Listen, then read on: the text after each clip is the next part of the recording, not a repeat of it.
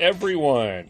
Welcome to the Hockey Podcast, where we now talk about a 32-team National Hockey League. That's somewhat exciting. We'll get into that. My name is Kevin Olenek. Of course, you can follow us on Twitter at podcast_hockey. Like us on Facebook, The Hockey Podcast, and subscribe on Apple and Spotify. Sean is with us again, representing Elias Pettersson. Hello, Sean. No. What? It's a 40. It's not Petey, it's Quinn Hughes. Oh, you're okay. It looked like a zero for where I'm looking. We're doing Zoom here. What's going on? Just surviving the tornado warnings here in Calgary. Yes, I heard. Oh, you're in Calgary? Yeah. Love that city. I moved there right after high school for a few years, and I was blown away. It blew my expectations out of the water. I love it there.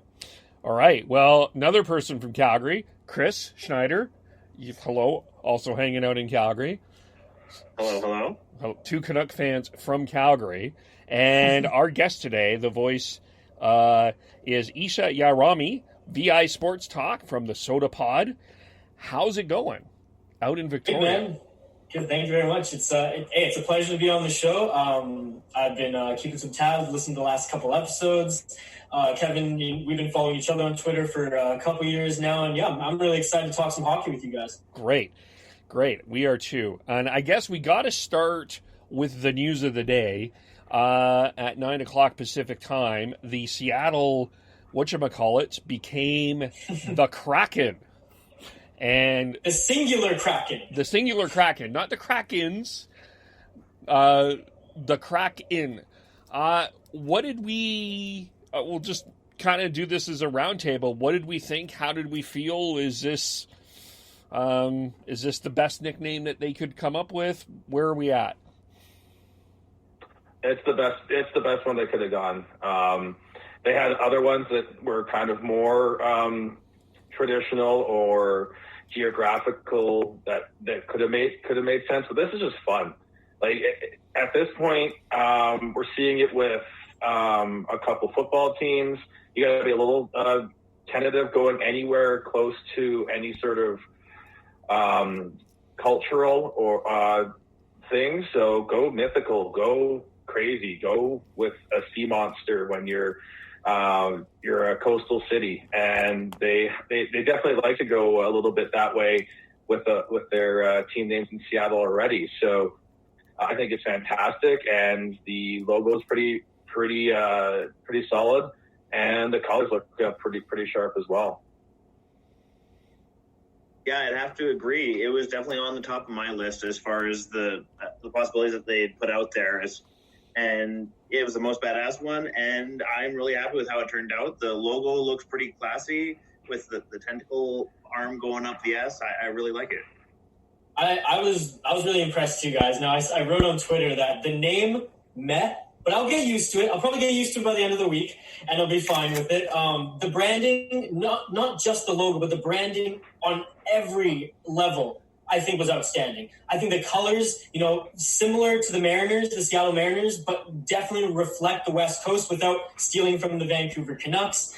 I was blown away. I love how simple the S is, but that there's detail in it to make it unique and, part of what they are in the Kraken. But I also like, Don Taylor from TSN 1040 always says the best sports logos are ones kids can draw.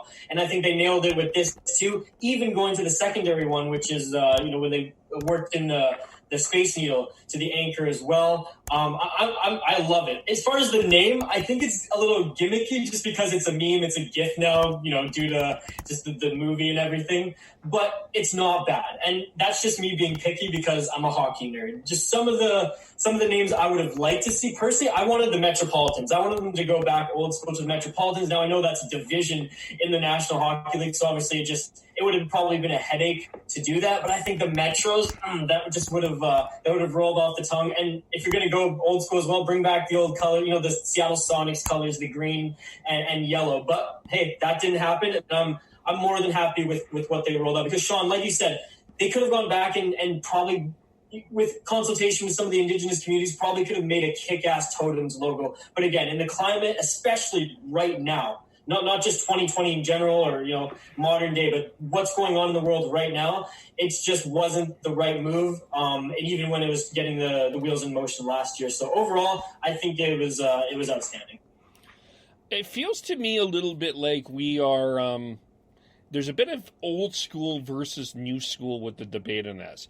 I heard a lot of the older folks, even was listening to Seattle radio today, and they were like, I would have preferred, some of the older sportscasters, I would have preferred the Sockeyes, I would have preferred a more or less gimmicky name, where I feel like some of the newer school fans, the younger generation, is really into this idea of the Kraken. In a weird way, it reminds me of the Carolina Hurricanes. Sort of this, what the Hurricanes with their storm surge. Old school will feel a little bit gimmicky about it. New school maybe is this is kind of the personality we need for hockey. Mm-hmm. Am I out to lunch there? Or? No, I think that's perfect. And let's be honest, the NHL, they're not going to be catering to old school fans in the next 10, 20 years. They're catering to the new fans. They're catering to those who love the storm surge, those who are on social media. From just a Minnesota Wild perspective and example, Paul Fenton, very much an old school guy when he came in as the general manager last year, and he cut everything from even the social media activity from the Minnesota Wild. Billy Guerin comes in, and we're seeing, mic'd up players. We're seeing clips from the room, funny sound bites of Eric Stahl getting the boys going, Alex Galchenyuk jumping around on the bench. That stuff is to cater to new school.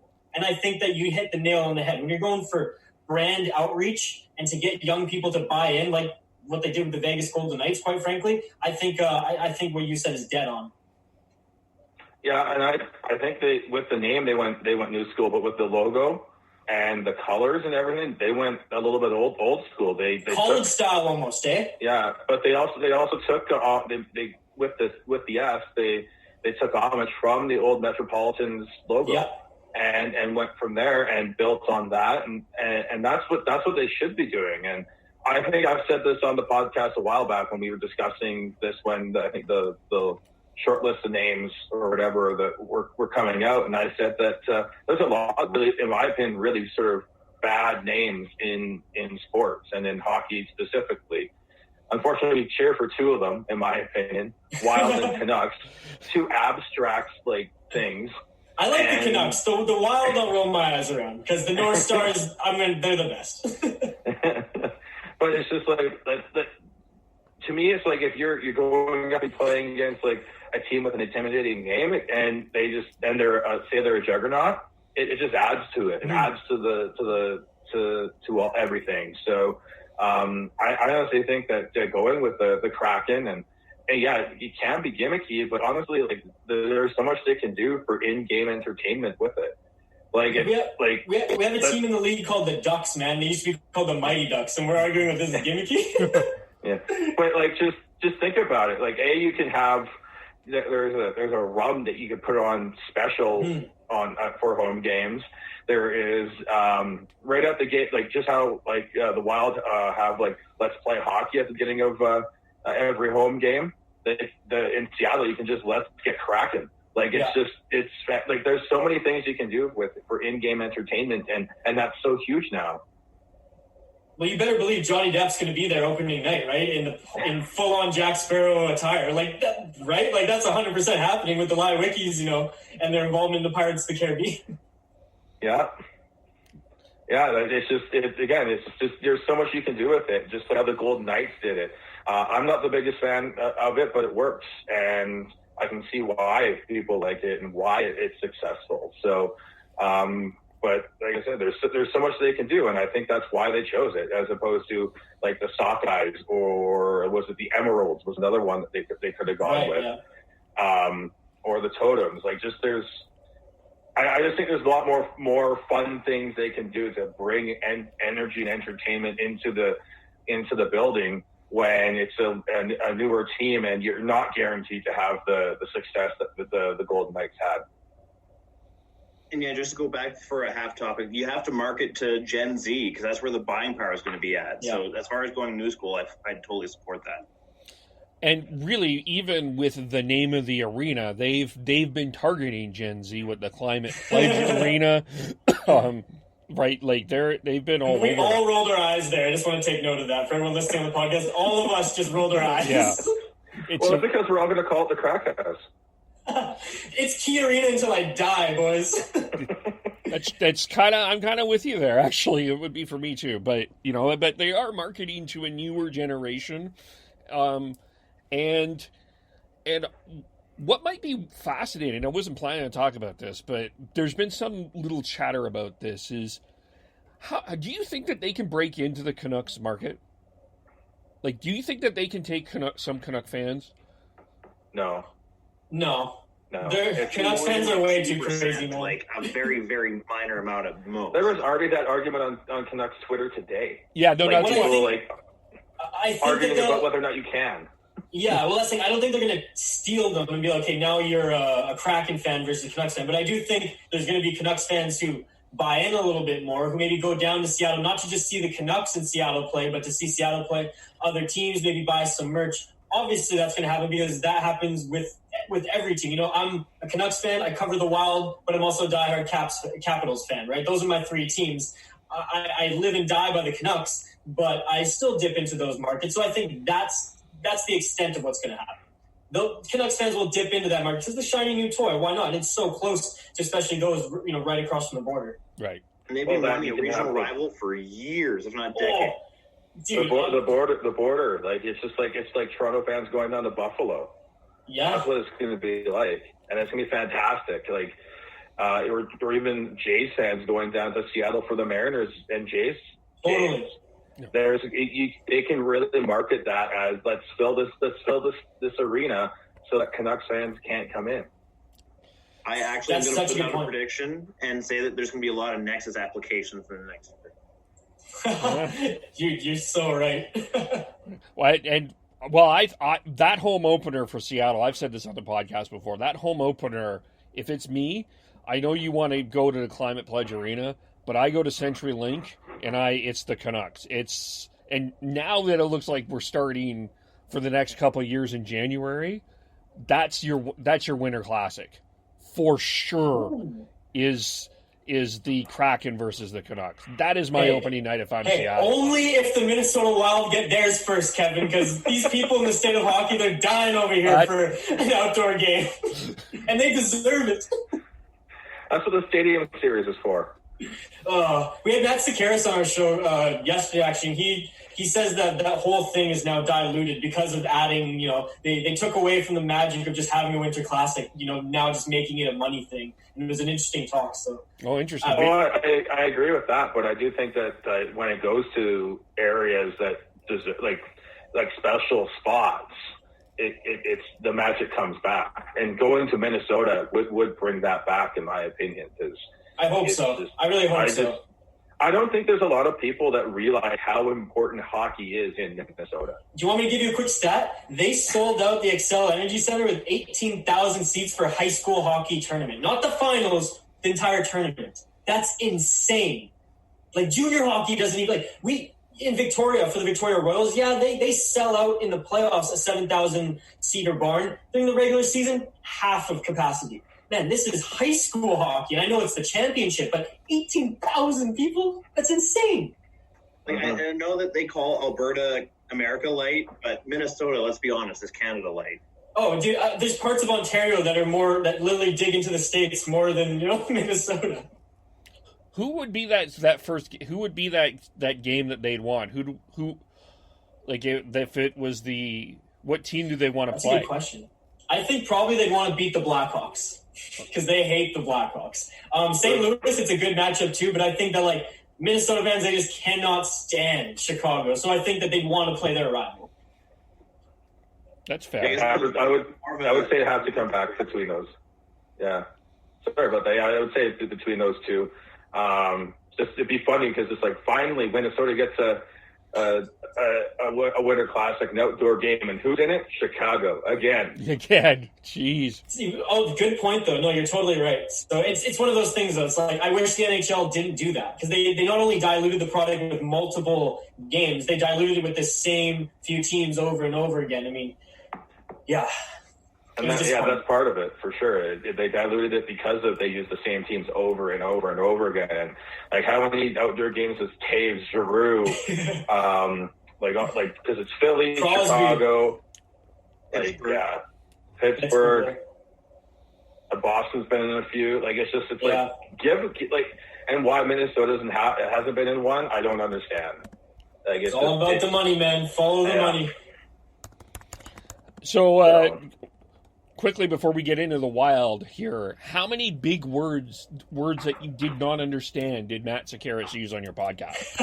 Hey, I've been listening to Sakaris since he broke out in 2008. So I think I know his entire arsenal by now. But let me tell you. In the beginning, I looked up a lot of words. There was one. It's funny you mentioned there was one that I was laughing. I was like, I should take note of this, but I didn't. But I'll go back and listen. I'll tweet it to you because there was one where I was like, I know the context, but I've never heard that before. Shangri-La, I think he said on air one time, and I was like, damn. Yeah, he definitely likes to show off his linguistic skills for sure. Cum laude, man, graduated. Yeah. Huge 1040 guy over here. Subtle plug. Yeah. So I'm just looking, by the way, 2021, touch wood, the Minnesota Wild are playing the St. Louis Blues. Yeah, that's what I'm saying. Just touch wood because we don't know what's going to happen right now with COVID. I think the outdoor game is kind of last on the entire NHL's radar right now, especially starting the season around Christmas time. So they were happy, they were excited, but now we're kind of like, we'll see. And if I were the Wild, I would be outraged that the Buffalo Sabres have been in a Winter Classic game 2 times. The Buffalo Sabres have been in a Winter Classic game 2 times. And it's only because it's cold there. Yeah. That and the capacity of that one stadium is like that's right. People. Yeah, money again, man. It all comes down to the money. Money. Yeah. So, tell us. I'm gonna just make this theory that I don't think a lot of people know the Minnesota Wild really well. So tell us about the Minnesota Wild. Well, that's the Minnesota Wild. They're kind of an underrated team because, especially historically, under Jack Lemaire, they played a tight defensive game when they were successful. They didn't necessarily play a tight defensive game, which I'll get into, but they're still a defense-first team, starting when Dubnyk was at his peak from Dubnyk up. Now, today, it's a little bit different, but I still think they're underrated. Look, I'm not going to sugarcoat it. Their goaltending is horrendous. Did Alex Stalock rise to the occasion? Yes, but he's a backup goalie this year. If it wasn't for Devin Dubnyk having familial responsibilities, his wife was very, very ill this year, and he was in and out of the locker room. And obviously, goaltending is a mental game. His mind was with his family, so I can't blame him for that. But when Bruce Boudreau did give him some rope this year, he wasn't at the level he should have been to be playing, and it cost the Wild tremendously. But back to your original question, the Minnesota Wild are a team that excel, to an unbelievable degree 5-on-5 offensively. They're unbelievable defensively up and down the roster. I'm talking from their forwards all the way down to their defense. Their defense is one of the best shot suppressing defensive cores in the league. And they and funny enough, which we have a series coming up against the Vancouver Canucks who thrive on scoring off the rush and in the cycle. That's where the Minnesota Wild thrive in defending as well. Do they have the top end talent? No. I was just on a podcast and we said that they have 3 second lines sort of thing if you go down, and then a 4th line with Mikko Koivu, who's 37, but granted knows the defensive zone like the back of his hand. So they're very much a deep team that, I've seen them trade chances with the likes of Arizona this year where Dubnyk was leaking goals. I believe their netminder went down and Ranta came in and went down as well. So it was both of their goalies were leaking goals left, right, and center, and they were just trading. I think it was a 7-6 game. So the Wild have the capacity to score, but they're definitely a deep team who score by committee and who run the play by committee. Now, under Bruce Boudreau, very tight possession team. They sometimes they could have had lanes to shoot the puck or set up plays, and they went for, okay, no, we're just going to cycle this game, keep position, and see if we find that exact play we want to pull the trigger. Now that Dean Evison is there, he's given this team a lot more room to play, funny enough, like the Vancouver Canucks, a little bit more run and gun out of the neutral zone, yet they have the defenders who can set up play like no other in the league, starting with Ryan Suter, Jared Spurgeon, Matthew Dumba, and one of the most underrated defenders in the league in Jonas Brodin. So that's kind of, I could go on and on praising this Wild team, but that's, I'd say, what their identity is right now. Sean, Chris, did you have anything to follow up on that? I definitely agree with them being just a team full of second liners.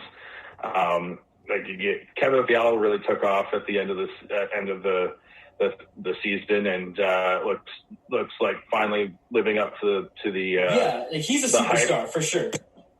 But other than that, you've got Zuccarello, Eric Stahl, Koivu, all and Zach Parise, all over 30, and just on the back end of their careers. And then you've got a bunch of young guys who are unproven. I think everyone said that the Canucks have the edge up front with their top six, but that's a given. Yeah. But the Wild have the top four defense that is significantly better than the Canucks, but the Canucks have the edge in goal. So that being said, I know Kevin will back me up on this. Right now, I think the Canucks have the best defenseman, the best single defenseman in that series in Quinn Hughes. Yeah, and someone who can control the play just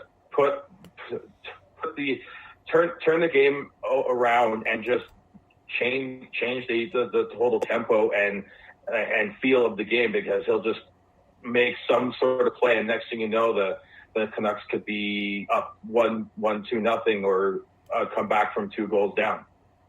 I agree. Look, I'm the biggest. Again, I'm from Vancouver Island. I bleed green and blue, despite covering the Minnesota Wild. But I'm going to be honest. I think Quinn Hughes is probably one of the best defenders, not only just on this team and in this series, but potentially in the league. And he's a first-year player. This guy, I've never seen anyone skate like this guy since Dennis Savard. Like, the way that this guy moves is unbelievable. Having said that, Jared Spurgeon is right there. And Jared Spurgeon is the most underrated player, not defender, player in the National Hockey League.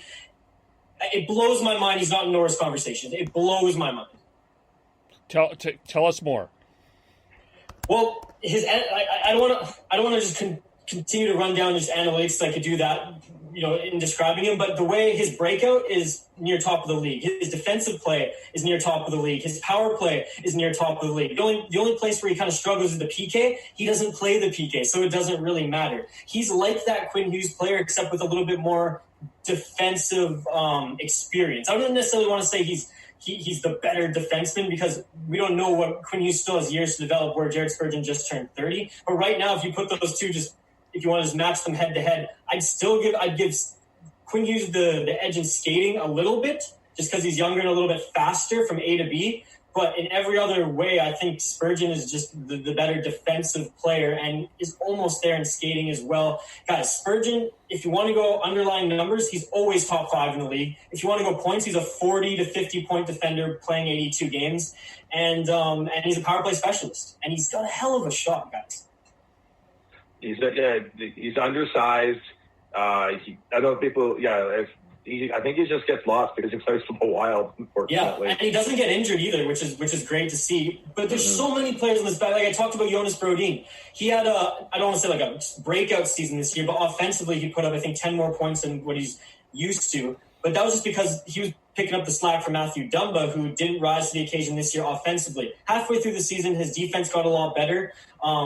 His whole story is coming off a pectoral injury and then an infection, because he was actually allergic to the stitches after surgery. So he just didn't have a good off-season and camp to prepare for this season, and the Wild didn't start great. So, that kind of compromised Matthew Dumba this year, who was on a hell of a pace the year before. But you talk about Ryan Suter, guys. Ryan Suter's always overlooked. Now, I know in Nashville alongside Shea Weber, they were arguably, some of the best the defensive tandems out there. But guys, he had a career year this year, or he was on pace for a career year, and he only played 69 games. He had 48 points, and his career high is 51 in 78 games. And he's so good in his own zone, and he does what he has to get the puck out of the neutral zone. Now, Ryan Suter's not breaking, the game apart like Quinn Hughes or Jared Spurgeon, bringing the puck from one end to another. But this guy does what he needs to set up the play. He doesn't waffle the puck, and he plays outstanding in his own zone. And that's 3 elite defenders right away. Yeah, that'll be the key. Is if that defense core can shut down the Canucks offense, and it's game over for the Canucks. But I think it's a tall task, and I think that when you can throw out arguably one of the best lines they could potentially throw out one of the best lines that the league saw this year in JT Miller, Pedersen, and Besser, or even throw into Foley. I think there's enough looks that the Canucks can have that can give them the right give them the right edge against that top 4. My issue right with the Wild is the goaltending. They just don't have it. They don't. If you're going to start trading chances, you're going to have to hope that your goaltending can stand up. And there's the argument that Jacob Markstrom was close to the Vezina caliber season this year, and really the Wild have. They were literally the bottom. The Wild are at the bottom of the league. Like, I'm not going to sit here and pretend that didn't happen. Yeah. What I will say is this, and I'm going to argue in favor of them because of the team I cover. I concede 100% that the Canucks have the goaltending edge 100%.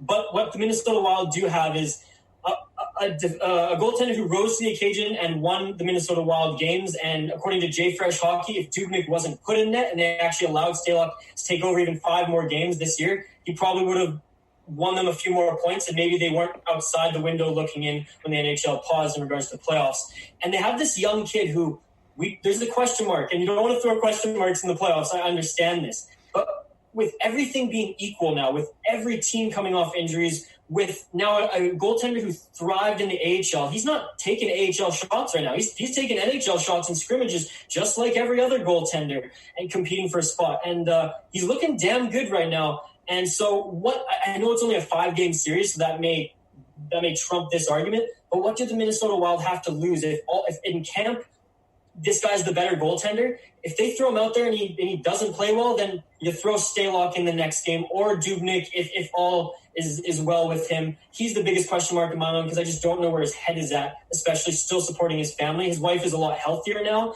but still, again, I can't put myself in that man's shoes. But I think Kaapo Kähkönen, the young Finn, gets the shot because this guy was a stud in the AHL. He was extremely confident when he came and played his 5 games in the National Hockey League. He put up great numbers in those 5 games. Yes, small sample size, but the guy was trying to score goals as a goaltender just to make fun of Stalock, because Stalock's the kind of goaltender who loves to handle the puck, and he kind of scares me a little bit in the way he plays offensively from the crease. But he's never scored a goal, and that's kind of the running joke with the Minnesota Wild. This young AHL goaltender comes up and he's already trying to score empty net goals. This guy oozes confidence. So I don't think it's a bad idea to try him out if he deserved it coming out of camp. Do you think he might get a chance in the exhibition game? Well, yeah, I think 100% he'll get a chance in the exhibition game. I think that if he doesn't, then he's not going to play in the play-in series unless it's a relief.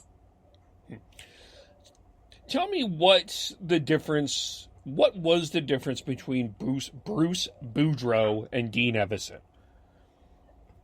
Outside of his message and just, I think, presence in the locker room becoming stale now, because we saw it earlier in the season where there was some internal drama with Jason Zucker, comments to the media in regards to something that Bruce Boudreau had said or had implemented.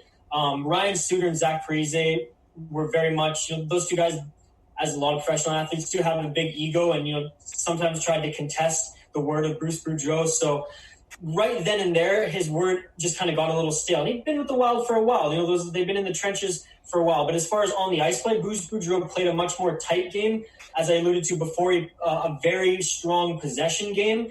He figured that if you can keep possession and make multiple setups, you'll be able to expose a lane and then get that offense, which worked. And then very tight defensively, neutral zone. No one was beating the Wild in the neutral zone, and then controlling the hell out of their own zone to try to diminish any shot on net, especially with the lack of confidence in his goaltending this season. Dean Evason, on the other hand, players coach, they love him. The bond he has with Kevin Fiala in particular is special because he coached him in Milwaukee when Fiala was part of the Nashville Predators organization, and they kind of butted heads down there when he was developing. Now that Fiala's 24 years old, only 24 years old, he's a seasoned pro. He's played playoffs, and him and Dean have a great relationship.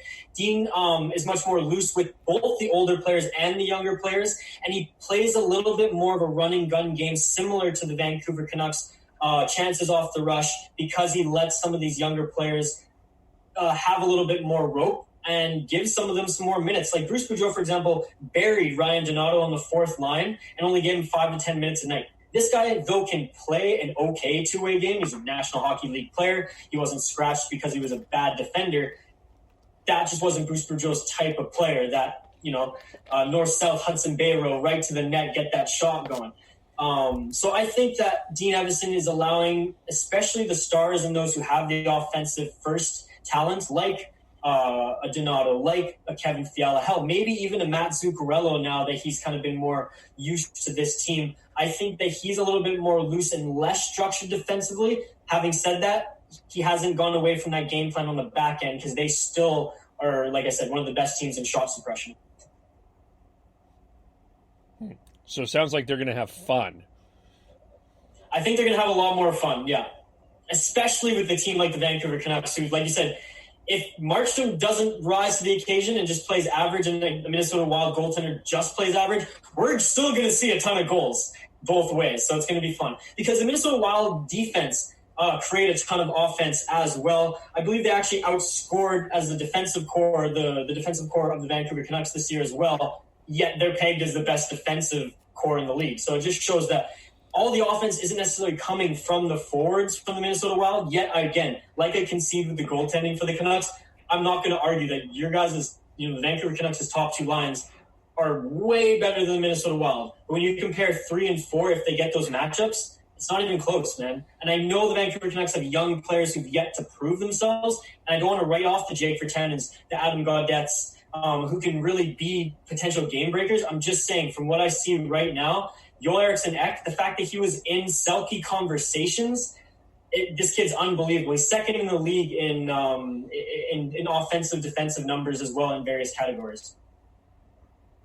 I hope you're right. Yeah. Like, if it ends up being like a run and gun, actual exciting offensive style round against the Wild, I'm pretty sure most Canuck fans are going to be flabbergasted, because we are used to the Jacques Lemaire era. Probably most people are thinking back to 2000, the round against them in 2003. So yeah, I really hope you're right as far as it turning into a exciting offensive style round. I think the neutral zone is going to be a fun place to watch, because I think, the Wild have players like Eric Stahl, who once he gets the puck in the neutral zone, he's a freight train. And they have players like Kevin Fiala, who can weave his way through the neutral zone. However, the Vancouver Canucks like playing a north to south game as well. And once the Canucks are established in the Minnesota Wild zone, well, that's where they thrive in keeping that puck away, right? They thrive off the rush plays and keeping the cycle contained. Whereas the Minnesota Wild play a possession game as well in the offensive zone. So it could be kind of boring, respectively, in the offensive zone with both of these two teams. But I think the neutral zone, where they battle to get over the blue line, that's what's going to be fun, man. Yeah, it'll be interesting with the as you said, the bottom 6 matchups, with whether or not the Gaudet line can step up and match up against the third line for Minnesota, which has Galchenyuk and Marcus Foligno and who else, Zuccarello, who could really give him fits. Yeah, you can't sleep on Foligno. That guy, he's the real deal, and he's the Canucks killer, man. You saw him beat the piss out of Zach McEwen when they dropped the gloves earlier this season. That's the X factor. I would say that fight was closer than you're making it out to be. I'm just saying. That line, though. Felina was left bloody after that fight. So that was a savage fight. I love it. It was.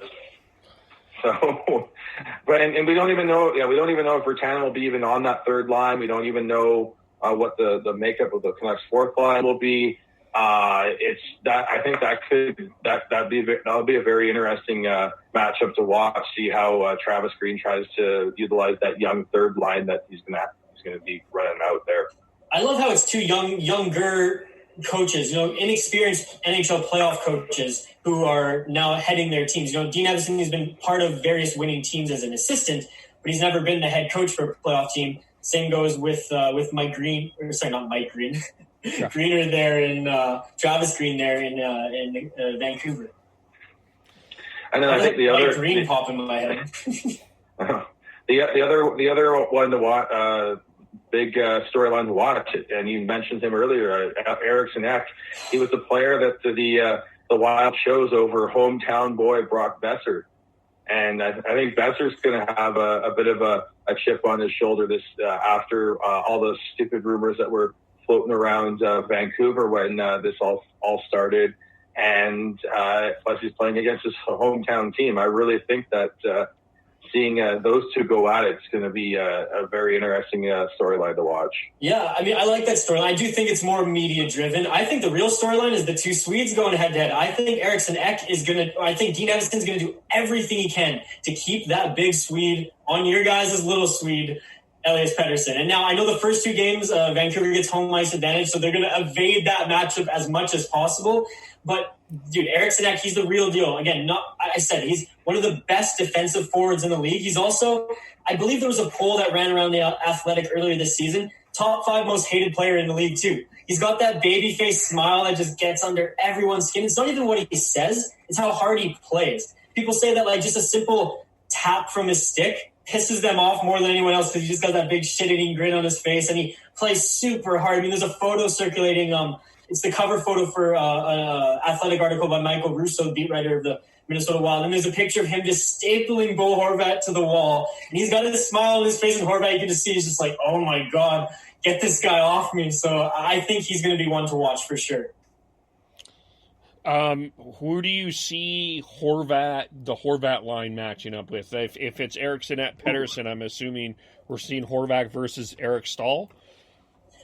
Yeah, I would have to say, Eric Stahl. And again, Minnesota Wild, and I was just on the Lars cast, and they were grilling me for saying, because we kind of had a little heated debate going, and they were like, Minnesota they don't even know what their line combinations are going to be. There's so much uncertainty there. I came back with, okay, pump the brakes. They know what works in the regular season. The fact that we don't know what they're going for right now just means that they're playing with house money. That's my opinion on that anyway. So Eric Stahl is definitely going to be the second line center. Again, this team has 3 second lines. Label them as you will. I'd like to see Matt Zuccarello with Kevin Fiala personally because, Kevin Fiala is not just – he has the talent to finish, but he's not a pure finisher. He can play that setup game as well. But hell, Zuccarello, he's a pure setup guy. And I think, might as well set up the most talented scorer you have on the team in Fiala, or maybe try your luck with the young Donato there. But I think Eric Stahl definitely will be the second line center. Probably, I don't know if he's going to be matched up with Horvat just because of his foot speed versus Horvat. But he's definitely a force, again, in the neutral zone, the offensive zone. It's interesting, man. I'm going to say yes for that, but it's, asterisk next to it because these line combinations are very interesting, especially with Minnesota Wild not really having a bona fide top center, right? Right. Because, you can go a number of different ways. I mean, you talked about how Mikko Koivu knows the defensive zone hands down. In a lot of ways, I could see if I'm the Wild, I could see them just rolling 4 lines. I think that's what they're going to do, and this is why. This is a 5-game series. The Canucks are going to go heavy top 6, right? We can all agree on that in regards to dishing out their minutes because they want these young guys to strike and win games fast because, and this goes to your point, the Minnesota Wild are going to split minutes upon their entire roster. So when it comes to Game 3, I know they're youthful, but let's be honest. They're playing playoff hockey. Who's going to be more tired? The top 6 versus the rest of the Wild group. So I think that there's something to be said there. If they get to game 3, they get to game 4, the series is going to even out a little bit in regards to scoring. Yeah, I think I don't know if they'll go full on top 4, but rolling 4 lines, but they'll definitely have a much more balanced ice time for the top 3 lines for sure. I think that they won't be afraid to throw out the Galchenyuk line against the Gaudette line for sure when the Gaudette line does get out there, and then with Travis Green, that Gaudette line is usually only gets more relegated to the 4th line role 5-on-5 as he relies on the defensive, the more comfortable veteran defensive presence that he thinks Jay Beagle has.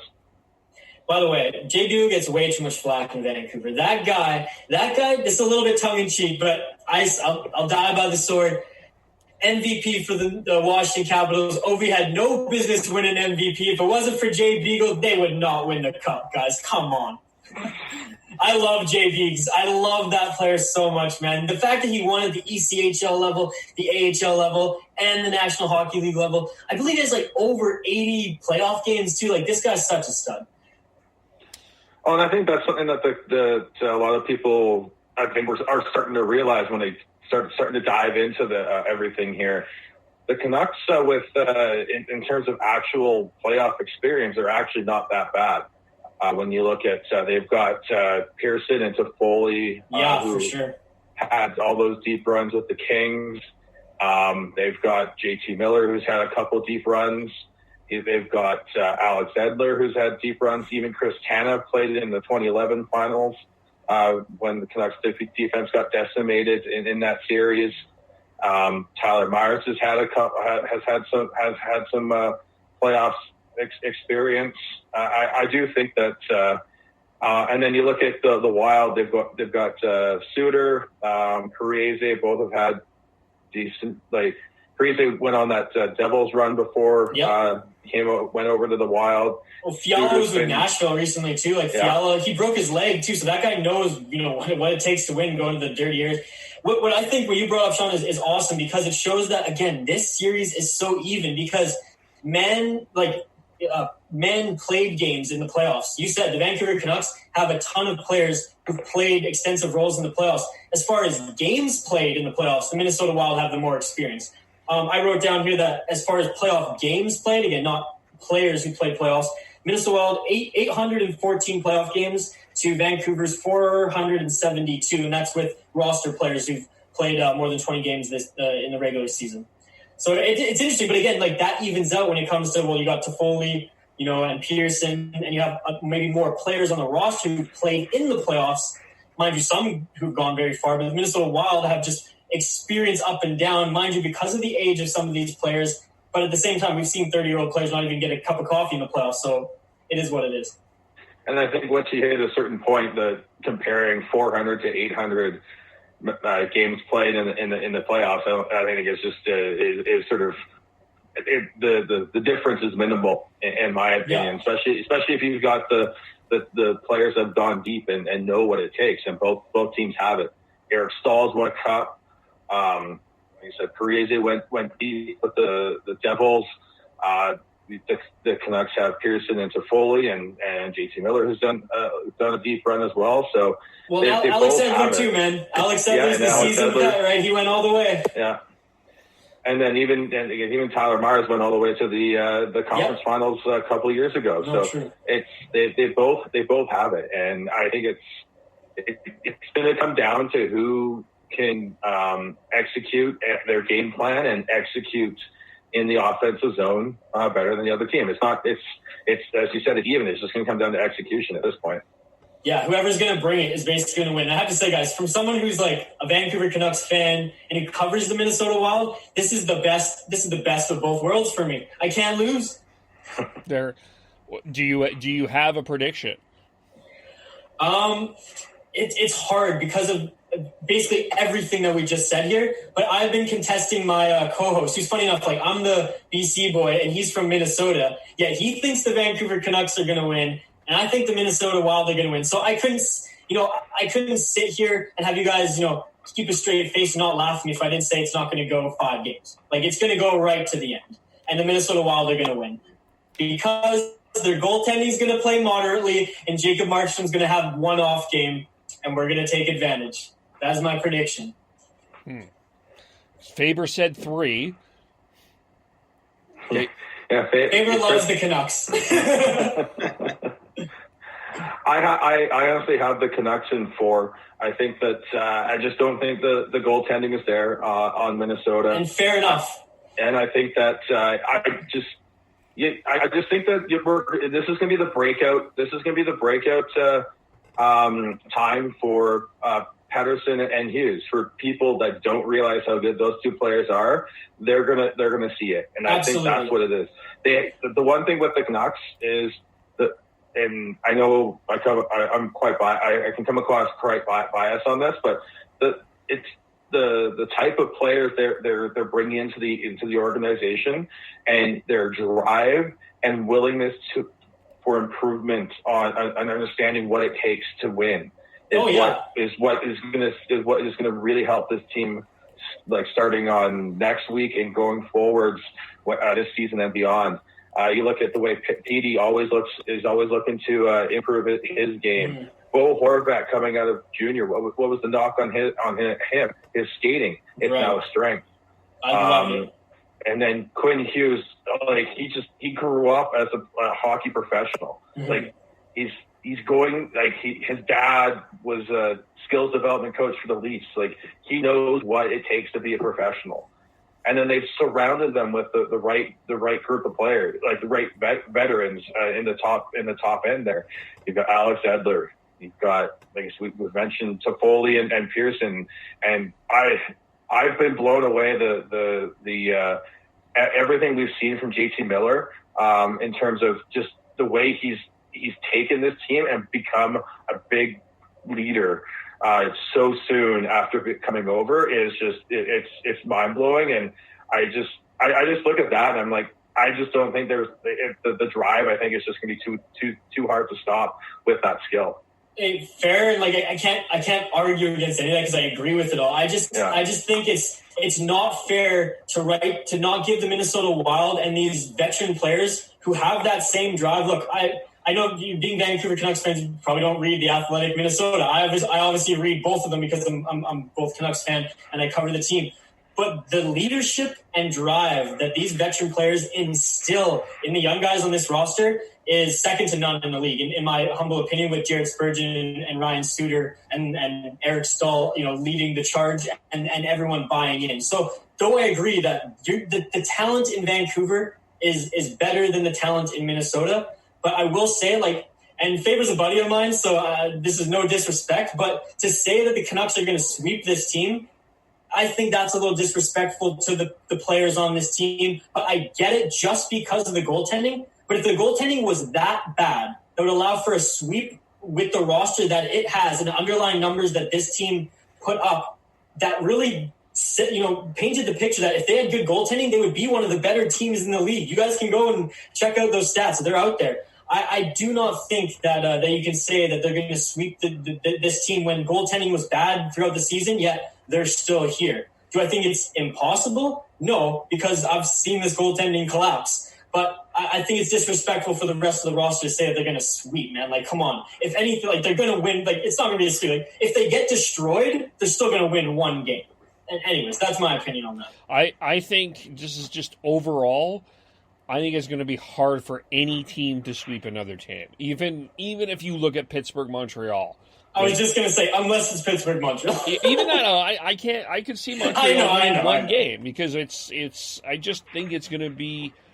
I think there's so many factors going on in this that we just don't know that I think is going to be, there's going to have to be some quick adjustments very quickly. Well, yeah.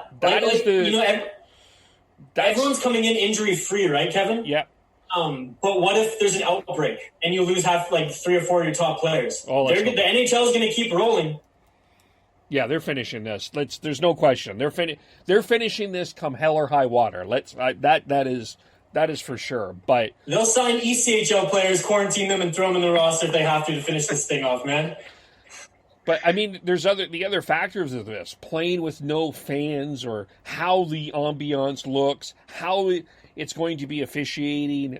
There's a whole bunch of stuff in here that we just simply don't know yet, which I think is why I don't see a sweep in any series. The only one I see a potential sweep in is Edmonton, Chicago, and that's only because Corey Crawford's a massive question mark on whether he's even going to play. Columbus is going to sweep Toronto, right? I got it. I'm not gonna lie. Awesome. I know it's a pipe dream, but that's where I put my money on. Just saying. Well, I'll back you up on that. Hell yeah, Chris. Kevin was saying that he can't really think about anyone sweeping this time, but no one had Columbus sweeping Tampa Bay. Oh, if they could do it twice in a row to do the top, offensive teams in the league, that would be hilarious. I know the Jack Adams is for the regular season, but at that point, there's no discussion. You just give it to Torts. If the Leafs lose to Columbus and it's a sweep, can you imagine what happens in Leafland? I'm already picturing Sean. I'm already picturing Devin now. Just. It'd be pure entertainment at that point. Again, in terms of that one, that was one of the worst matchups the Leafs could have gotten in terms of who was available for them in this, and it's just I could totally see the Torts grind it out to eke out a win. I don't think it'll be a sweep, but I totally could see them eking out. Can you imagine Toronto media after that? Oh, to Columbus of all teams. If it was Montreal, it wouldn't matter if they win or lose. It's Leafs Montreal, right? That's just a series. That's a story. That's what the NHL wants. But Columbus, Toronto, yeah. Oh man, it'll be great. It'll be great to see TSN and Sportsnet just implode. Oh, good grief! Oh yeah. Well, what TSN would just simply do is, we're covering the Raptors now. Back to the Raptors. Raptors. Yeah. Oh man. And then Sportsnet would go to the Baltimore Blue Jays. Yeah, wherever the hell they're playing Blue Jays. Wherever they land, Blue Jays. Yeah. Yeah. Anything else on the Wild that we want to talk about? I think I covered it all. I think I covered it all. Like I said, I don't necessarily I'm very much a millennial hockey fan. I take a little bit from analytics and I take a little bit from the eye test. I don't die on either sword. So I didn't want to just run down analytics here. But guys, I'll send you a link right after this or post it on Twitter. JFresh Hockey, a friend of my show and budding Twitter personality. I recommend everyone go give him a follow. He wrote an outstanding article comparing the Minnesota Wild and Vancouver Canucks. He gives the edge to the Canucks, again, all down to goaltending, but you would be blown away how good the Minnesota Wild are with their underlying numbers and compared to the Vancouver Canucks, who outside of their top two scoring lines, you can see if and this isn't going to happen necessarily in the series, but if they're matched up head-to-head, if you're going pure comparison paper, man, there's a lot of storylines that the Minnesota Wild, bear, and I think that everyone, again, out of respect for what this team can do and has done, should actually at least do their due diligence and check out. Yeah, I'll say this before I'm going to toss it over to Chris, but I'll say this: I think that there are going to be some players that this Canuck fan base, I think, are going to be really surprised with from the Minnesota Wild, and they're going to learn to either love or loathe. I think right now there's just sort of they're the Minnesota Wild, and we don't know who they are. I think I think there's some players that are going to be thorns in Canucks fan base side for 5 games, up to 5 games. Well, I think we know who they're going to be. It's going to be Aaron Cadet, and it's going to be Marcus Foligno. Those two are going to be absolute thorns. The last game that the Canucks and Wild played in the regular season, there was 2 fights or maybe 3, and it was the Wild won, and it was a wake up call for the Canucks, and I think it was after, it was a game or 2 after the Boston debacle. Right. When Grzelcyk slew-footed Pedersen. But the Canucks were like, fuck, let's just go. We're going. And Virtanen's fun, and that McEwen Foligno heavyweight bout was in that game as well. Well, Foligno was throwing his body around left, right, and center. He almost destroyed Fantenberg too. I remember there was like a gnarly hit. I guess that's one last thing I'll say is the Minnesota Wild, though their lines may not be, like I said, pure talent, they can put a pest/bully on pretty much every line too, which is something that Vancouver Canucks can't necessarily do. I mean, we haven't seen Jake Virtanen in the playoffs yet. Maybe he can be that way, but we got Ryan Hartman, we got Foligno, we got Greenway, Eck. All those guys can cause havoc. And I think that's the X factor for the Canucks is going to be whether or not Virtanen can step up and McEwen can step up, or even if we see a Ferland come in and that's an X factor and play the way he can, especially in the playoffs. I think the Canucks do have that ability. JT Miller is an absolute pest to play against. Like he plays a gritty game. Tanner Pearson is no slouch in that. They're just not as big and as pesty as those four that you mentioned on the Wild. Yeah, to borrow a term from you, the Canucks guys are almost kind of the underrated ones in that regard. A little bit, yeah. It's just funny because when you look at the on paper, you go on Hockey DB and you check out all the stats. You're like, okay, well, obviously the Canucks are the better team, but that's not what the Minnesota are about. They're a defensive team, so obviously it doesn't reflect in the stats. And that's all I'll say. I'll tie a bow on it there. That's fair. I think now we're going to go into, well, it's Sean's wheelhouse too, but it's also Chris's wheelhouse. So I'm going to let Chris go into this a little bit more. But just for those who don't know, the other aspect of your podcast is about beer. So I'm going to hand this over to Chris. Oh, yes. Chris. So as a fellow craft beer enthusiast, Cheers, my friend. I just wanted you to basically go on a little promo and talk about some Minnesota beer. Well, the Gladstones out here in Vancouver Island, I have, because my co-host, who's actually a craft beer enthusiast himself, he's been an awesome foot soldier, going to establishments that are safely open right now and running tasting rooms and stuff like that. We run poll questions every week and give a few local breweries, and we say either in like the Twin Cities or Minnesota or et cetera, like St. Paul, or Minnesota. What are some breweries that you want my co-host to go and visit? And people have been voting on them, so I've been learning a lot. Surly is a big one that everyone seems to like. They're one of the bigger breweries. I'm just bringing up actually my recent poll question here because we had a couple good ones as well. Bad Weather, we're actually bringing them on the show as well. They do a lot for the community as well, raise a lot of funds, actually do some branding with local initiatives tied into their beers as well. Jack Pine is one that's just north of the Twin Cities that's actually leading our poll question this week. And that one's a really, I guess, just kind of small, I guess the term is hipster, brewery that gets a lot of popularity as well. Portage Brewing is another one. But Minnesota's actually kind of known for year-round, Chris, and this is something that was news to me because out here in British Columbia, or just, I guess, Canada, porters, darker beers, chocolate beers, for example, those are very much seasonal for winter. In Minnesota, they run peanut butter porters year-round, and apparently they're, ridiculously popular. And some even have the chocolate peanut butter Reese Cup type flavor, too. But I didn't realize how popular peanut butter beers were, especially in the state of hockey. So I'm not the expert on it. I wish I had the state of hockey with me right now. We'll have to do part 2 sometime because I know he'd love to come and join. That's the expert. Yeah, I definitely did not know that porters, especially of the peanut butter and chocolate varieties, are a year-round thing. So yeah, that's awesome.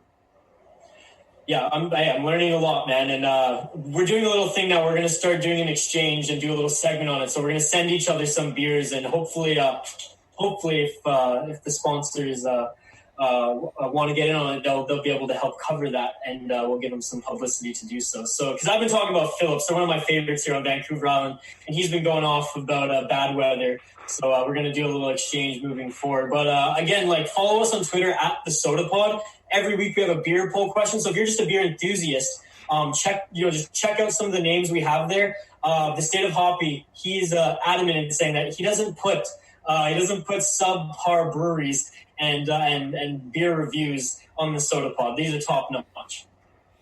Right. Yeah, it said Chris and I are big beer guys. I've got a friend who's a brewer here in Calgary, running actually the sports themed brewery here in town, OT Brewing. Nice. So they actually plug for them because they just they're celebrating their 2 years and are doing a double IPA to celebrate, because they're just bumping up their standard 500 IPA to celebrate that. And I love hearing about what else is going on. It's crazy. Beer has exploded to a point where I don't recognize it. I know. Well, I lived in Calgary almost 8 years ago now, and there was a craft brew scene, but it's so scattered in Calgary, right? Whereas in Victoria and parts of Minnesota, from what I hear, it's very much centralized. You go to the beer parts of town, you'll have 2 or 3 breweries in that area. Whereas in Calgary, it's kind of everywhere. Wild Rose, for example, such a great place to go get food, for example, too, but it's right off the highway near the university. It's nowhere near downtown. It's not really north. It's not really south. So I know it was hard to plan a hangout there for all going to do some drinking and stuff, because everyone had to drive 20 minutes to get back home. So in Calgary, I know it's grown. And since you guys are there, what's the scene in areas now? Because I know, like I said, the scene was there, and you can go downtown and talk about it with your beer hipsters, and enthusiasts. Shouldn't hate on hipsters, but it was hard just to centralize and find a place. Usually, I just go to Ship and Anchor and we talk about what we drank earlier that day. Yeah. So to that point, there is a kind of a centralized group at this point, but I wouldn't say it's a downtown sort of thing. Okay. It's more of in the Manchester industrial area, which is kind of just off of McLeod. Yeah, I know. Yeah. And so that area is called the Barley Belt now, and there's probably a group of about at least 6, maybe 8 breweries now that have awesome. kind of coalesced together and found this common branding to try and get more people into their area of the city. Dude, I love that. I visit Calgary often, obviously, when we live in crazy times right now. I'm not going to be going anywhere anytime soon, but I do go back there pretty much every summer. It was the first place I lived kind of alone outside of high school, and met some great friends there, met some great hockey fans there. So yeah, I go back every summer, so I'm going to have to check out the Barley Belt 100%. I'm writing it down right now, actually. Yeah, that and we'll take it for a pint. Yeah. Oh, hell yeah, brother, for sure. Well, that and I said we'll plug our buddy Steven's bar as well, the Pig and Duke Pub. I'm actually wearing their shirt right now. Oh, sick! It's the unofficial Canucks bar in town. He's a massive Canucks fan and runs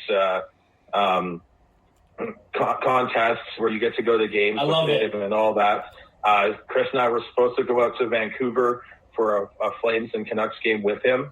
Sponsored by a brewery and everything. So, and he's always looking to have one of the better tap lists in town, and good food and everything. So, they've had a rough 2020, just like everyone else, even more so because they got flooded in January for some frozen pipes, but they're back up and running, and there isn't someone you're going to meet in Calgary that you're going to be walking away from and not being laughing and having such a really good time. So when you get back into town, into Calgary, just A, give us a call, and B, we'll meet you at the Pig and Duke for a pint. Absolutely. I just want to throw a brewery call before that. Oh, for sure, boys. I'm actually pumped. Again, thanks for bringing me on here. It's all about networking. Now I got 2 more friends in Calgary. Look at that. Yeah, it must be weird, though, for Flames fans to see those type of bars. Because here on Vancouver Island, when I lived in Victoria, my favorite place to eat, it was 5th Street Bar and Grills. It was, we'd go there so often in university that kind of like How I Met Your Mother, we had our booth that the waiter or waitress would clear for us because they knew we were spending some money. But the owner was a diehard Leafs fan, and there were Leafs flags hanging from the building. There were Leafs. It was just leafed out, and I was like, man, you can't. This is Vancouver Canucks region. If you're going to do that, you got to put a Canucks flag up there next to it. And he's like, no. I will, I'm a Toronto guy, but I was like, I felt dirty going in there because I was like, this is my favorite establishment. Yet I hate everything about what's on the walls, and I don't want to walk into a place that has a Leafs flag hanging outside. What is this? Well, that is the one thing he doesn't. Steven doesn't put up any sports paraphernalia. It just looks like an old little dive bar. But it's also not only is it just because he's a Canucks fan and he runs all that and he supports us and we show up there and we'll make sure we get the game with sound. But he also supports another podcast, an Oilers podcast actually, because they go and record at the pub. And cool. and then he just loves supporting people coming out and drinking and watching sports. So he's such one of the nicest guys you'll meet. They do a lot of charity work and everything, and we can't say enough good things about him. And that's awesome. It's just it's one when Kevin and our other co-host who lived out in BC, Tyler, came into town over December for another Flames Canucks game. That's where we went to record it all together. So it's cool. It's one of the coolest little it's got its dive bar feel to it, but it just has it's a neighborhood pub, and you go there, watch hockey, and you're happy. I love it. I just to go back, I want to go back just quickly to beer for a quick second. You don't have to apologize. Well, no, because I feel like you're on a flow and you're going this way, and then I'm bringing you back. Okay. But in terms of American beer, craft beer, because there used to be the big reputation that American beer was crap, Canadian beer was always way better. Where is American beer on now? Is that improved, or are they still crap? In terms of I don't claim to be a craft beer expert in terms of I enjoy my beer. Don't get me wrong, but I wouldn't put myself into an expert in any way, shape. Well, me neither, and I don't know if I can speak on behalf of the United States. I am half American, and I cover an American team, but I'm not on the ground there. What I will say is that I agree. Canadian beer all around, even our piss beer is better than the U.S. piss beer. I'll drink a Lucky over a Bud Light any day. However, Minnesota itself, look, they don't call it the state of hoppy for nothing. Their craft beer scene is actually, from what I've researched and from what I hear and the confidence that I have in my co-host, they're up there with BC. Now, countrywide, I think there's pockets that have, I'm sure Oregon, parts of Oregon, California, parts of Washington too, Seattle is a great beer scene. But overall, there's a great beer scene in every province. I wouldn't say the same about, states down south. Now, I know there's more states, but you get what I'm right. You're not going to the Alabama Craft Beer Festival. Yeah, you're not going to Baton Rouge, Louisiana for beer, right?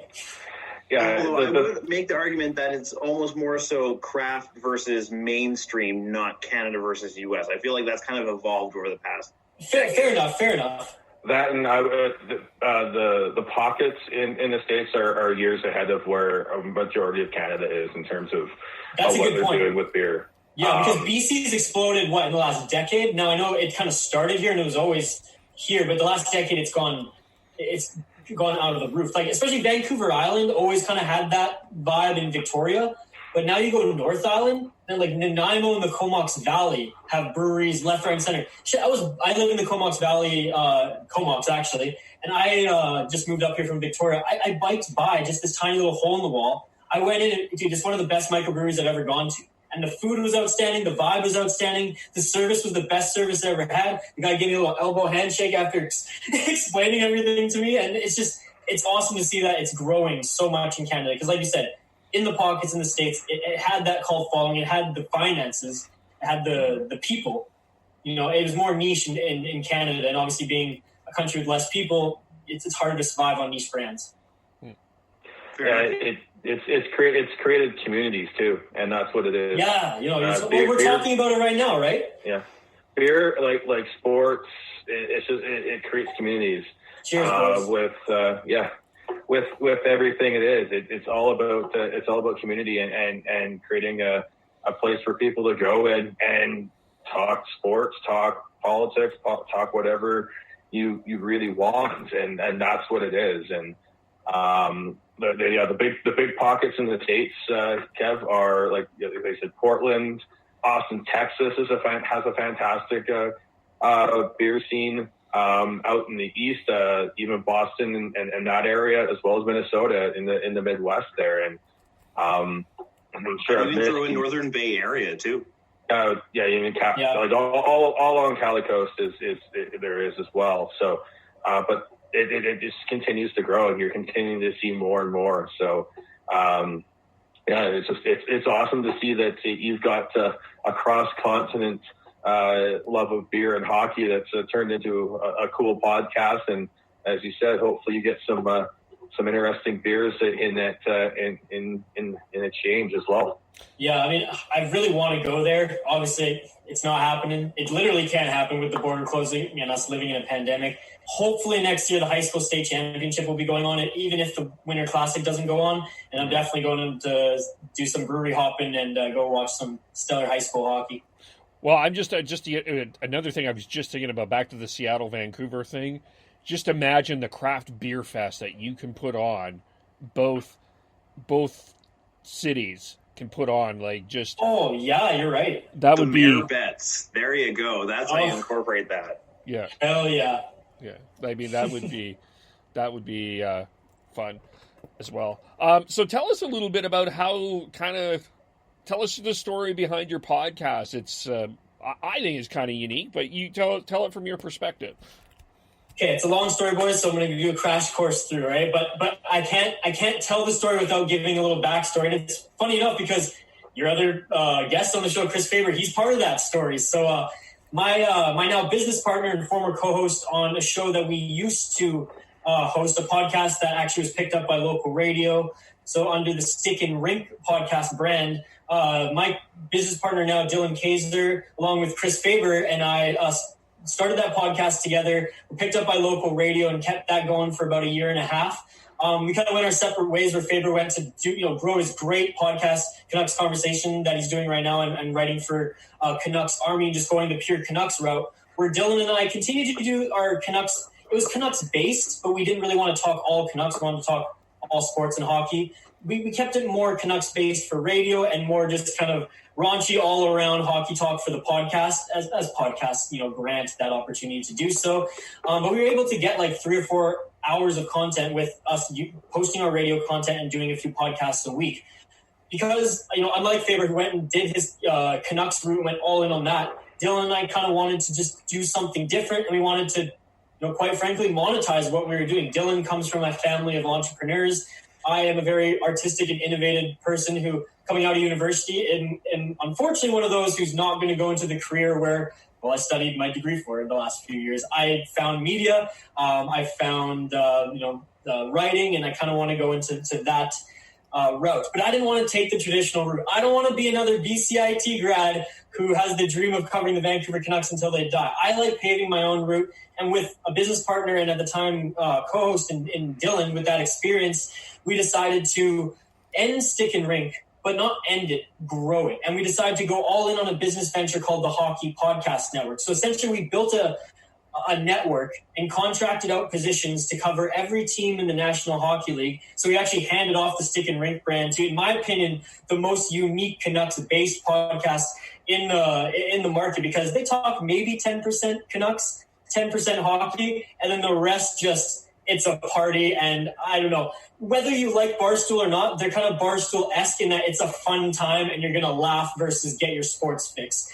So it was cool that they kind of separated themselves from that market as well under our banner as the Hockey Podcast Network. So we've been able to not only publish a podcast for every team in the National Hockey League for a year, but also that being a network and networking with various people and businesses like TSN and whatnot. We were able to bring on those like we produced Terry Ryan's show. We produced a guy named Brady Levo who played in the WHL and actually went down a hard road getting addicted to painkillers and found himself even on East Hastings for a little bit of his life. He's, got his life back together. Is now doing a podcast about addiction. We brought that to the network. So we're covering where we started as a network of just NHL coverage, and not even coverage, just NHL based podcast, because a lot of us aren't experts. The talents range from college kids all the way to those who are working in the industry and just want to have some fun when they clock out of their radio day. We were granted opportunities to become a boutique hockey network where we actually serve every market. And, if you want a fight podcast, we got it. If you want a lifestyle podcast, we got it. If you want a Minnesota Wild podcast, we got it. Now, to bring, the story forward, Dylan and I wanted to continue to do a podcast together, not only to kind of set the quality, to kind of set the expectation bar from a manager and owner's perspective, not only to get the contributors relating to us, but to kind of show that if you're part of the network, this is the level you at least have to get to, because we got 1,000 other things going on behind the scenes, and if we can do it, you can do it, sort of thing. Because we handed off stick and rink and we think that was the right thing to do, we figured, okay, whatever team on our list after scouting that's still there, we'll do that team, regardless if it's Florida or Toronto. We'll do it.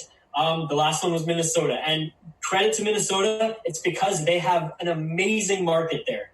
They have some of the best, like Michael Russo of The Athletic is, in my opinion, the best hockey writer out there. And he luckily is covering the Minnesota Wild. So upon Dylan and I starting that podcast, Dylan jumped and actually took over the San Jose one and joined forces with former National Hockey League player Kyle McLaren on the Stick Hungry podcast. And I kind of continued to do my thing with the Minnesota Wild. So I lost my co-host of 3 years, the guy I had chemistry with. But I kind of brought it more into a beer-based and hockey-based podcast. And upon hooking up with the State of Hoppy, who's, in my opinion, guys, he's more of a hockey mind than I am, and just as much of a beer connoisseur. I think we've really started to catch a little bit of fire and find our niche kind of the second half of this Hockey Podcast Network season. So not only do I produce the show and co-host it, I manage and own the Hockey Podcast Network along with Dylan.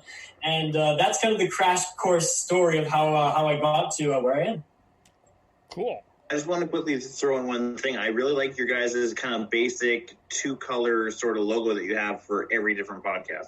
Oh, thank you. Well, we try to keep it simple because, that way everyone knows where, especially if you go on our website, podcastnetwork.com, all the icons are very much, if you know what you're looking for, you'll be able to click that team, and it's not us using the team's logos, right, for legal purposes. We've got a designer to design them all. But like you said, they're simple and you know what they are. We do grant hosts like for the Soda Pod, for example, the opportunity to create their own logos and have creative control for their own profiles and stuff. But for our website, we want to make it easy for people to find their team. So that's me, guys. That's interesting. Non-traditional route into media. I hope that by creating a network that's actually gaining a lot of traction right now and doing way better than we expected for the first 9 months of operation, I'm hoping that this can pave my way into media so I don't have to go back to school, because I'm 8 years university in with a bachelor's degree and a minor. Changed some of my. I'm done with school. I just want to work. Fair. That's fair. I'm going back for my second year at BCIT. I hear you, and after that, I hope to be done. I don't want to need to do that again. So I hear you. But I'm glad that there is a network, because I feel like there's so many podcasts out there. And I say this as a guy that has 2 podcasts. It's hard to connect, and it's hard to promote, and it's hard to get that out there. And I think, in general, even in hockey, I think that you look at specifically at the Vancouver market, you have one sports station that I think is generally from sources, we know they've been encouraged to be a bit more positive of the Canucks. And then there's another sports station, and I'm just, everyone can kind of pick who's who there, and I think we all know what that is. They come across a bit more negative, a bit more critical, and I think that there's also more truthful, I'm going to add. Fair, okay, fair. But I think that there's people looking for the middle too. Yeah, exactly. And that's where I think where the podcasts fill that niche. I think so too. And what we try to hammer home on the network is sure, we have people who work for KMOX in St. Louis. We have people who work for ESPN Radio in Philadelphia. They're going to do them. They're going to be entertainers with that very much radio/media background. But we have personalities like the Stick and Rink boys, and others right out of university or who are respectively working in media, but who bring something different, who bring more of that vibe. Kind of like what Sean and Chris were saying, like when you're in a bar talking hockey, talking politics, whatever, from a place of education and preparation, but still for the people, from the people. And yeah, we try to bring something unique, whether it's a stat or a story that in regards to the game that maybe just average people, wouldn't know about the specific team. But to be honest, guys, like people are going to Michael Russo at The Athletic for their Minnesota Wild news and analysis. They're not coming to the Soda Pod. They're coming here to hear about beer and our funky takes on what those people said. So we're very much realists. We don't try to pretend we're something that we're not. But I think that fills that middle gap where maybe you want a podcast that's based on your own team where you can share opinions and not feel like the little man or woman or someone who's getting pushed put down for just not being affiliated with a TSN or a big network or something like that. Yeah, I hear you. Sean, Chris, did you have anything to add? No, I'm good. Okay. All right. Well, Isha, thank you so much for coming on. My pleasure. This was a lot of fun. We're going to have your buddy on again. And so just give us again how we follow you. Cool. Well, you can follow me on Twitter. I don't know if I'm that interesting. I like hockey. I like sports. I like music. I don't know if I know. Hey, you can follow me at VI Sports Talk. Be sure to follow the Soda Pod at the Soda Pod. We have a ton of fun interactive polls in the state of hockey. He's awesome in the way that he's now rolling out his brand and interacting with Minnesota fans. And if you're interested in any other hockey niche or team, Hockey Podcast Network, at HockeyPodNet on all social media. We have a live fun show we do every second Saturday. You can tune in on Facebook Live. Soon we're going to be on Twitch and every other platform simultaneously as we stream. It's called the After Hours Show. The podcast gets posted on our Patreon, but if you want to tune in live, it's basically the network and friends get together. We have a couple beers, we have some Pink Whitney, and we go deep into the after hours, and you get to really pull back the curtain on some of the hosts that you follow on the network because it's a party. And the guys who do the Nashville podcast, I just have to give them a plug, the Rip and Biscuits guys, they are hilarious. You're not going to get your Nashville fix from them, but you're going to get so many laughs from these guys who are actually based in southern Louisiana. And they love their Predators. Again, just painting a picture of that's what we offer on the Hockey Podcast Network. So if you're not a Minnesota fan, I get it. You Canucks, your Flames, you probably don't give a shit about Minnesota after this play-in series. Check out the Hockey Podcast Network because from Terry Ryan to the fourth line voice to the House of Hockey, you're going to find something you like. Awesome. Well, thanks again. Chris, how do we follow you? I'm at Schneids on most social media. Sean. And I am Bearded Canuck 03 on Twitter. And we got Heidi. We follow at Hyde Amazeballs. We've got Tyler T. Noble. We've got Devin Gordhow09, who I feel is going to cry after hearing this podcast. But whatever. He's our Leafs lover on our podcast. Sorry, buddy. They're going to get swept. There he is. We'll leave that as the last word. We will talk to you all soon. Bye for now.